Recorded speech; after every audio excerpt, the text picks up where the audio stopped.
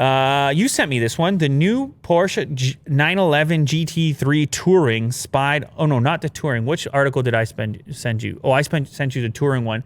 I'm going to go back, actually, because they put out an official teaser. I believe it showed at Super Bowl. So they put out a video to hype it up. The Touring model, by the way, I should mention, is the more purest version of the car. It's going to come out on February. The reveal is February 16th. Maybe we'll get one in the studio. I don't know. I'll talk to the Porsche guys. The Touring model is the more purest version with the manual transmission and no spoiler on the back and super lightweight. But the regular GT3 has a wild wing on the back and the PDK transmission. And they put out this little teaser video in order to hype up the Feb 16 reveal. The GT cars from Porsche, that's like the real racing, lightweight, strip everything out of it, or at least a lot of stuff out of it. Get the weight down. This model is said to boast 9,000 RPM redline, 510 horsepower, which is an extra 10 horsepower over the previous version, and just over 3,000 pound weight.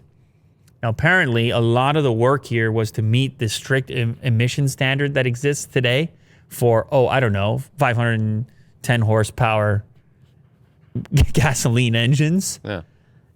And so they were able to only do so much performance enhancement there, but for the race type enthusiast, this is it's the new generation, right? So the new generation Porsche 911, it came to the other models first, and then the GT models come later.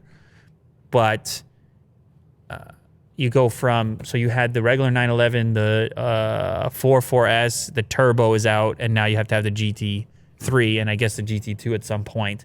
Either way, a really mean looking sports car. What do you have to say about it? Yeah, it looks the fact that it's black, it's really nice, really sleek. Yeah, it's pretty cool. So anyways, stay tuned for that, February 16th.